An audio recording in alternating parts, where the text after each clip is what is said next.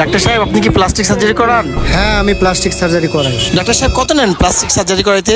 আমি তো 1.5 লাখ টাকা নেই। ডাক্তার সাহেব যদি প্লাস্টিকটা আমি দেই? কি একটা অ্যাড্রেস কোথাও খুঁজে পেতেছি ভাই, এটা একটু দেখবেন? ভাই আমি তো বুঝবো না, আমার কর্মচারীরা জিজ্ঞাসা এই জায়গায় স্থানীয়। ভাই এই অ্যাড্রেসটা একটু বলবেন? ভাই দাঁড়ান একটু খুঁজে দেয় ভাই, ওষুধটা তো নাই, কালকে না দে মনে। আরে ভাই আমি তো আপনার ঠিকানা কথা জিজ্ঞেস করছি।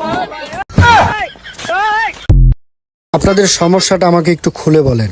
ডাক্তার সাহেব আপনি ওষুধ দিয়েছিলেন, আমার ওই বাইরে প্রতিদিন 500 টাকার ওষুধ খাওয়াই, কোনো লাভ হইতাছে না। তাহলে আপনি একটা কাজ করেন, ডেইলি 300 টাকার ওষুধ খাইবেন, তাহলে 200 টাকা আপনার লাভ। আম্মা আম্মা, আমার ভার্সিটি থেকে ফোন দিছে, তুমি কথা বলো। দে। হ্যালো, আসসালামু আলাইকুম। আপনার ছেলে ভার্সিটিতে টপ করেছে। Wrong number.